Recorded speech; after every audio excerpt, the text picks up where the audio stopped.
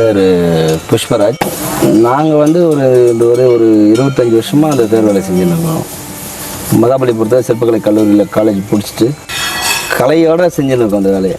மகாபலிபுரத்துலேருந்து தேர் செஞ்சுருக்கோம். இது வந்து நடராஜருக்காக அந்த தேர் செய்கிறோம். அண்டவான அறுத்துறை நம்ம செந்தில் ஐயாவுக்காக அந்த கோயில் நடத்துறதுக்காக அந்த தேர் செஞ்சுருக்கிறோம். இது என்னென்னா சிறப்பு என்னென்னா, ஒரு மேல் பாகத்தில் வந்து சிவனோட அவதாரங்களை போட்டிருக்கிறோம். அதுக்கு அடுத்த குதிரை வரியில் நாயன்மார்களோட வரலாறு, அவங்களுடைய தோற்றம், அவங்களுடைய சிறப்புகள் பற்றி போட்டிருக்கோம்.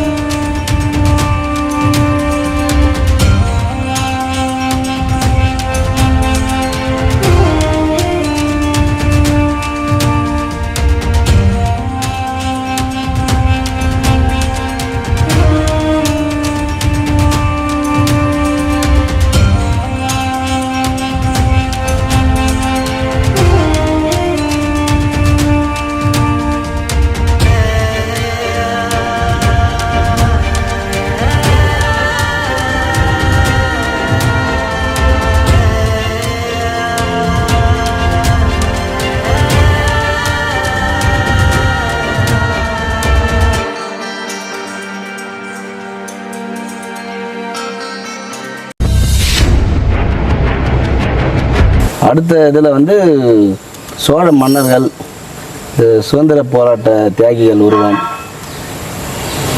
அப்புறம் வந்து அவங்களோட சிறப்புகள், அவங்க கட்டின கோயில், அணைகள், தமிழ்நாட்டுக்கான சிறப்புகள், அதை பற்றி இந்த கான்செப்டாக அந்த தேர் பண்ணுறோம்.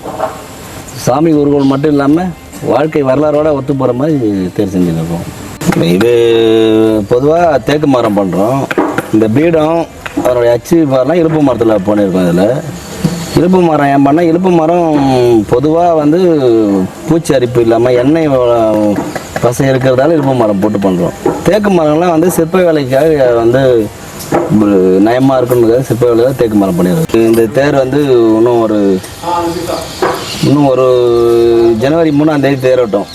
ஆனால் அதுக்கு இன்னும் ஒரு 10 நாளில் தேர் முடிச்சிடும். நாங்கள் இதை வந்து ஒரு 8 மாதமாக தேர் செஞ்சுருக்கோம். நல்லா செஞ்சுருக்கோம். இந்த ஒரு மார்ச் ஏப்ரலில் ஆரம்பித்தோம், இது வரைக்கும் முடிஞ்சிடும். இந்த முடிச்சிடும், இன்னும் ஒரு 10 நாளில் தேர் முடிச்சிடுவோம். 10 பேர் பண்ணியிருந்துருக்காங்க. இது இல்லாமல் சிற்ப வேலைகள்லாம் நம்ம சிற்பக்கூடத்துக்கு எடுத்துகிட்டு போயிட்டு அங்கேருந்து செஞ்சு எடுத்து வந்து ஃபிட் பண்ணோம். ஃப்ரேம் ஒர்க்கு, ஸ்ட்ரக்சரல் ஒர்க் மட்டும் இங்கேயே பண்ணுறோம். இப்போ ஃபிக்ஸிங், ஃபினிஷிங் ஒர்க்லாம் இங்கே பண்ணுறோம். பாலிஷ்லாம் இங்கே பண்ணியிருந்தாங்க. தேர் இப்போ இங்கேருந்து எப்படி போயிருக்கிறது?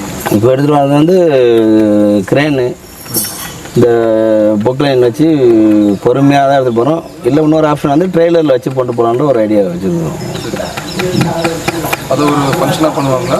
ஆமாம், தேர் எடுத்து போய்ட்டு அது வெள்ளோட்டம்னு சொல்லுவாங்க. அந்த ஃபங்க்ஷன் வெள்ளோட்டம் எப்படின்னா, தேர் வந்து எல்லா வேலையும் முடிச்ச அப்புறம் தேரோட்டத்துக்கு ரெடி ஆகிடுறது ஒரு வந்து செக் பண்ணுறது தான் வெள்ளோட்டம். அது வெள்ளோட்டம்ன்றது ஒரு திருவிழா மாதிரி தான் பண்ணுவாங்க. என்னென்னா, சாமி வச்சு அலங்காரம் பண்ணி பண்ணாமல், வீதி தீபாரம் பண்ணாமல் வீதி உலா மட்டும் பண்ணுவாங்க. அது வெள்ளோட்டம்.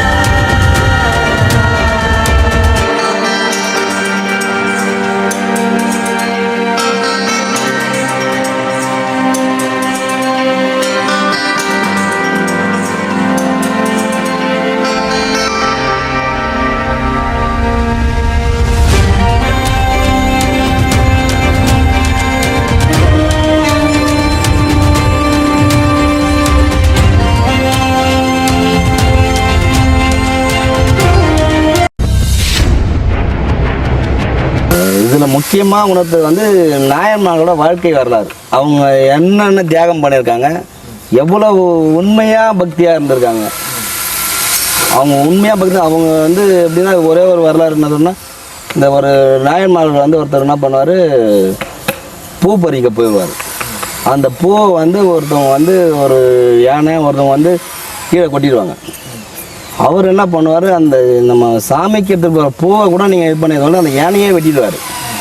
யானையை வெட்டிட்டு யானை பார்க்கணும் வெட்ட போவார். அந்த வரலாறு போட்டிருக்கோம். இப்போ நாயன்மாரில் சுந்தரர் வந்து இந்த அவிநாசி லிங்கேஸ்வரில் ஒரு குழந்தைய வந்து முதல்ல முழங்கிடும். அவர் வந்து அந்த குழந்தைய வந்து ஆற்றுக்கு கூட்டு போயிட்டு அந்த ஒரு 4 வருஷம் கழித்து முதல்ல வந்து அந்த 3 வயசில் இருந்த குழந்தை 7 வயசில் எப்படி இருக்குமோ அந்த மாதிரி வர வைப்பார். அந்த வரலாறு இந்த மாதிரி நிறைய நாயன்மார்கள் வரலாறு பண்ணியிருக்கோம். எல்லா வரலாறும் பண்ணியிருக்கோம். அதை வந்து நீங்கள் ஒரு படமாக எடுத்து இது பண்ணிக்கலாம். நம்ம தேரில் வந்து கண்ணுக்கு மேலே வந்து ஒரு 5 அடுக்குகள் இருக்குது. ஃபஸ்ட்டு 7 அடுக்கு வரும். பூதப்பார், அச்சிப்பார், பூதப்பார், யானை வரி, குதிரை வரி, யாழி வரி, தேவாசனம், சிம்மாசனம். ஆமாம், சிம்மாசனத்துக்கு மேலே மூலவர் வருவார். இப்போ அதுக்கு மேலே வந்து கால்லாம் வந்து கட்டு தேர் தான். கால் வச்சு மேலே ஃபுல்லாக சவுக்கு கம்பி கட்டிட்டு அலங்காரம் பண்ணுவார். சிம்மாசனம். ஆமாம், பூரை மாதிரி கட்டுத்தேர் கட்டுவாங்க. ஆமாம், கட்டுத்தேர். ஆமாம். அது எவ்வளோ ஹைட் வருதுங்க சிம்மாசனத்துக்கு மேலே? சிம்மாசனத்துக்கு மேலே கால் வந்து ஒரு 10 அடி வரும். அதுக்கு மேலே ஒரு 12 அடி. அதுக்கு மேலே ஆமாம் 22 அடி. மொத்தம் பார்த்தோன்னா 40 அடி கிட்ட வரும் தேரோட மொத்தம் வரும். ஆமாம், மொத்த எடை இது வரைக்கும் வந்து ஒரு 15 டன் வரும். இப்போ செஞ்சு சிம்மாசனம் வரைக்கும். அப்புறம் கட்டுத்தேர் கால் எல்லாம் கட்டுத்தேர் பண்ணால் கட்டுத்தேர் ஒரு 20 டன்னு வரும். 20 டன் வரும். வீல் வந்து எங்கே இருந்து? வீல் வந்து பெல் கம்பெனி, திருச்சி பெல் கம்பெனி வந்து செஞ்சிடும். ஆமாம் ஆமாம், கம்பெனி ஆர்டர் கொடுத்து இது பண்ணி ஃபிக்ஸ் பண்ணிக்கிறோம். இப்போ நாங்கள் வந்து பண்ணுறது வந்து கூலி மட்டும் வாங்கிட்டு பண்ணுறோம். மரம் இதுக்கான மெட்டீரியல் எல்லாமே வந்து இங்கே கோயில் சார்பாக ரெடி பண்ணி கொடுத்துட்டாங்க. இந்த மாதிரி கோயில்களுக்கு செய்கிறதா 80 லட்ச ரூபா தான் செஞ்சு கொடுப்பீங்க? கண்டிப்பாக வரும். 80 லட்சம் இல்லை, 80 லட்சம்ன்றது மொத்த பட்ஜெட் வேணுமா? ஆமாம், மொத்த பட்ஜெட். லேபர் மச்சனா ஒரு 30 லட்சம் வரும். ஆமாம். நீங்கள் எங்கே உங்களோட முகவரி? நீங்கள் நான் மகாபலிபுரம். இப்போ சொந்த ஊர் விழுப்புரம். மகாபலிபுரம் சிற்பக்கலை காலேஜ், இது கவர்மெண்ட் காலேஜ். அதில் வந்து டிப்ளமா டிகிரி முடிச்சுட்டு, சிற்பக்கலையில் டிப்ளமா டிகிரி முடிச்சுட்டு இந்த வேலை செஞ்சுருக்கோம். முடிச்சு ஒரு 25 வருஷம் ஆகுது. வைரத்தேருன்னு ஆமாம் ஆமாம் சொல்லிக்கிறாங்க. ஆமாம் ஆமாம். எதுக்காக வைரத்தேருன்னு சொல்கிறேன்? சாமி அவங்க வந்து பேர் வைரத்தேர்னு பேர் வச்சு அந்த கான்செப்டாக அந்த தேர் பண்ணிடுவோம். கோவைக்கு வந்து வைரத்தேருங்கிறது மிகப்பெரிய ஒரு சிறப்பு இல்லைங்களா? கண்டிப்பாக சிறப்பு. ஆமாம், தமிழகத்திலேயே எங்குமே இல்லாத ஒரு பெரிய சிறப்பு வைரத்தேர் நம்ம கோவையில் மட்டும்தான் இருக்கு. ஆமாம். வைரத்தேருங்கிறது ஐயா வச்சிருக்கிறது என்னன்னு பார்த்தீங்கன்னா சிறப்பு பெயராக வச்சிருக்கிறாரு. சிறப்பு பெயராக சொல்கிறாங்களா? இப்போ உதாரணத்துக்கு பார்த்தீங்கன்னா தேருக்கு முன்னாலே பார்த்தீங்கன்னா ஒரு அடமொழி மாதிரிலாம் வச்சுருப்பாங்க. சிறப்பு புலவர்னு சொல்லியிருப்பாங்க. திருமுறை செம்மல், கைலாய மணி அப்படிலாம் சொல்கிறாங்கல்ல. அதே மாதிரி இந்த தேருக்கு ஒரு சிறப்பு. நம்ம சாமிக்கு என்ன சொல்கிறோம்? செந்தூர் முருகன், திருச்செந்தூர் முருகன் சொல்கிறோம் இல்லைங்களா? அதே மாதிரி தேருக்கு சாமிக்கு செய்யக்கூடிய தேரை வந்து சாதாரணமாக தேர்னு சொன்னால் எப்படி இருக்கும்? தேர் தான் எல்லாரும் போகலாமே. ஆனால் சாமி போகக்கூடிய தேர் எப்படி இருக்கணும்? தங்கத்தேர், வெள்ளித்தேர் மாதிரி நம்ம சாமிக்கு வைரத்தேரில் தான் நம்ம சாமி போகணும் அப்படின்னு சிறப்பு பேராக நம்ம ஐயா சேர்த்துருக்காங்க. அதுதான் திருச்சிற்றம்பலம். திருவீதி உலா அன்று நமது கொங்கு மண்டலம் அப்பரடிகள் சிவனடி வழிபாட்டு திருக்கூட்டத்தின் சார்பாக எங்களுடைய குருநாதர் திருத்தேடும் திருவீதி உலாவும் என்று சிறப்பு சொற்பொழிவு இருக்கு. அனைத்து அன்பர்களும் அதை கேட்டு இறையருள் பெறுமாறு கோவை மக்கள், அனைத்து கோவை மக்களும் பக்தர்களையும் அன்பர்களையும் அடியார் பெருமக்களையும் கேட்டுக்கொள்கிறேன்.